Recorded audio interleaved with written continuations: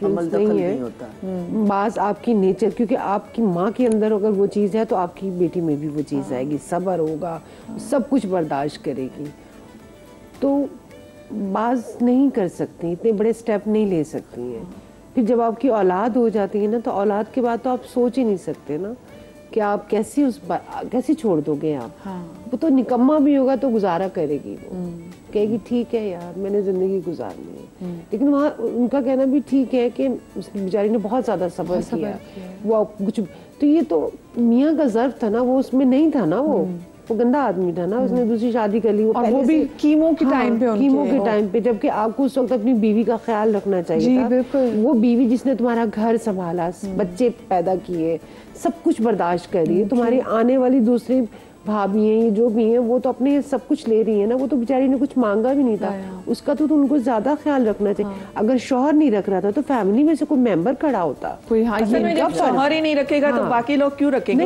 मियां ही होता है, एक मियां होता है। आपकी अगर सास प्यार मोहब्बत करेगा तो कुछ लड़कियों की वाकई बड़ी ऐसी नेचर होती है कि वो उनको हमेशा जिंदगी में ना, एक तो वो अपनी माँ को भी सब्र, उनको लगता है ऐसी शादीशुदा जिंदगी होती है, यही करना है, इसको किस्मत कहते हैं, और आपने सिर्फ वो देना ही है अपनी तरफ से, बस मोहब्बतें भी देनी है, सुकून भी देना है। लेकिन एक यहाँ पे भी बाउंड्री ज़रूरी है कि आप किस हद तक किसी चीज़ के पीछे भागे। वो अपने मियाँ से वो कहती है मैंने वाकई उनको इतना ऊंचा मुकाम दिया था, बच्चों की तरह मैंने बच्चों की तरह पाला। तो फिर मीना पर यहाँ पे भी फिर वो मियाँ हुआ ना, बिल्कुल ये तो खुश नसीब है ना, अल्लाह ने औलाद भी दे दी। लेकिन वो तकलीफ ही आप देखें, बहुत तकलीफ। सोचे औलाद इतनी प्यारी होती है, लेकिन उसी औलाद के टाइम में अगर आपका मियाँ आपके साथ ना खड़ा हो ना, फिर आपको कहीं ना कहीं बिल्कुल सही। बहुत चीजें मुख्तलिफ लगने लग जाती हैं। जब आप लेबर रूम में होते हैं ना, उस वक्त आपको या माँ याद आती है या शौहर याद आता है। बिल्कुल। और अगर वो साथ ना हो और ऐसी अगर कोई आप जिंदगी में बीमारी हो, अगर आप कीमो में और आपका मियाँ आपके साथ ना खड़ा, उल्टा उसने लाके किसी और औरत को खड़ा कर दिया।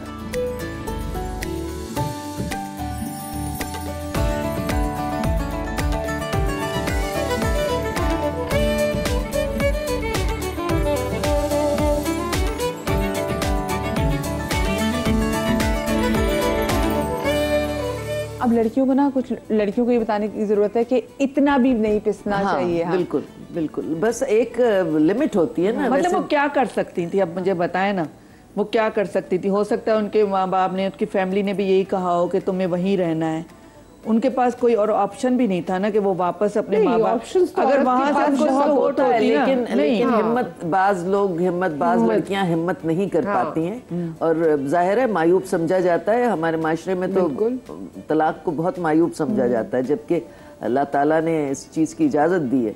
लेकिन दुनिया माशरा हमारा रहे, तलाक ले ली, तलाक हो गई। अच्छा, वो सारा कसूर औरत को निकालेंगे। हाँ, क्योंकि ये बात को बुरा नहीं कहेंगे। सही है, हमारे मुआशरे में ना तलाक ऐसा लगता है सिर्फ औरत को होती है, बंदे को तलाक को कोई फर्क नहीं पड़ता। तो बाज खवातीन, बाज लड़कियां उसको घसीटती रहती हैं, उस जिंदगी को घसीटती रहती हैं कि चलती रहे, जैसे बच्चे हो जाए, बेटी हो जाए, फिर मजीद घसीटती हैं कि इस तरफ नहीं जाना।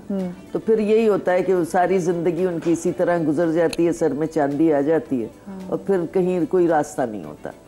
चांदी तो आजकल वैसे भी टैंकर के पानी से आ रही है। कॉलर वाले मौजूद है हुमैरा कराची से। अस्सलाम वालेकुम जी। वालेकुम अस्सलाम व रहमतुल्लाहि व बरकातहू। कैसी है मदिया, आप लोग सब लोग? बिल्कुल ठीक, अल्लाह का शुक्र। हुमैरा क्या कहना चाहेंगी?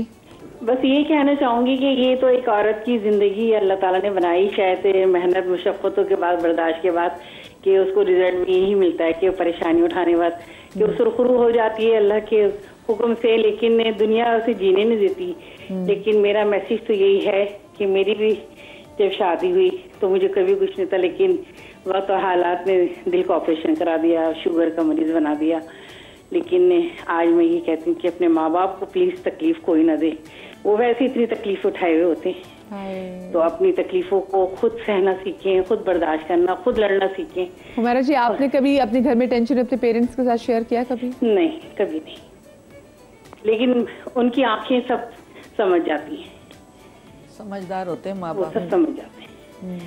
तो बस ये जिंदगी है, इसमें दौड़ना है, जीतना है, अल्लाह ताला से लौ लगानी है, अल्लाह से दुआ मांगनी है। ये तो वक्त है हमारी, जब तक जिंदा है ये चीजें चलती रहेंगी। और इस रियलिटी का इदराक आपको कब हुआ? ये जो अभी आप बात कर रही हैं कि आपको कितने से बाद इस चीज का एहसास हुआ कि बस अब अल्लाह से ही लौ लगानी है?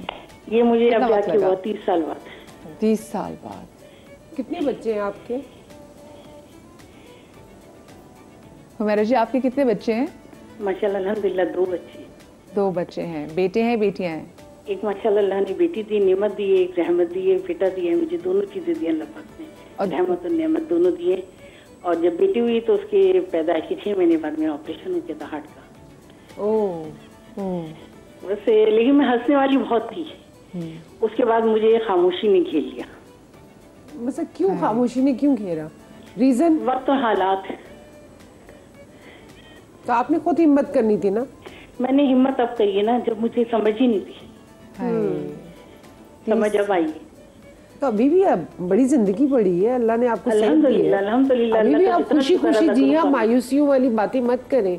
अल्लाह ने जितनी जिंदगी दी है, अल्हम्दुलिल्लाह बिल्कुल अल्लाह ने जितनी जिंदगी दी है उसको खुशी से जिए और अपने लिए कुछ करें। मैं शौहर के लिए हर वक्त दुआ करती हूँ, अल्लाह ताला उनको इतना दे परवरदिगार। उन्होंने स्टेप बाय स्टेप बहुत ख्याल रखा है, इतना कि मैं समझती हूँ आजकल के जमाने में हर कोई नहीं रखता। तो परेशानी फिर ये बताएं किस चीज की है? वो अभी वो पूछ परेशानी दुनिया है ना मतिया। हाय दुनिया को दफा करें, अपनी जिंदगी जिए। हाँ बस ये कि तकलीफों ने घेरा इसलिए कि आपकी दुनिया ससुराल को तो नहीं कह रही? आपकी खुशी वही होगी। हुमैरा जी आप दुनिया ससुराल को तो नहीं कह रही? नहीं मैं दुनिया इस वे में कह रही हूँ कि आपकी नजरें बहुत होती है। जब आप बहुत हंसते हैं ना, बहुत खुश होते हैं, तो अगले पल आपका मायूसी में चले जाते हैं। ये भी है। चल अल्लाह ताला से दुआ करके मैं माँ बाप को कभी कोई तकलीफ ना दे। इलाही आमीन, इलाही आमीन। बहुत शुक्रिया हुमैरा जी, बहुत शुक्रिया आपकी कॉल का। अच्छा मैं नबिया आपसे जरा जानना चाहूँगी क्योंकि डॉक्टर नबिया अली खान भी हमारे साथ लाहौर स्टोरीज में मौजूद हैं। नबिया ये जो पहले हमारी कॉलर हमारे साथ मौजूद थी समीना जी, और वो उनकी ज़िंदगी में क्या वो आपने भी सुना। कुछ लड़कियाँ वाकई ऐसी होती हैं कि जिनको ज़िंदगी में सिर्फ और सिर्फ कॉम्प्रोमाइज़ करना आता है, और वो सिर्फ देना ही आता है, लेकिन उनको हमेशा लोग फॉर ग्रांटेड लेते हैं। एक बंदा जो घर के हर काम भी कर देता है, अच्छा मैं कर लेती हूँ, नहीं कोई बात नहीं हो जाएगा, अच्छा कोई बात नहीं, अच्छा कोई बात नहीं कर लेंगे इंशाल्लाह, मैं चला लूंगी, मैं ये महीना चला लूंगी, तो लोगों को लगता है ये तो कर लेगी। वो जो फॉर ग्रांटेड लेने लग जाते हैं ना, ऐसी कौन सी बाउंड्री हम सेट करें कि अगला बंदा आपको फॉर ग्रांटेड ना ले।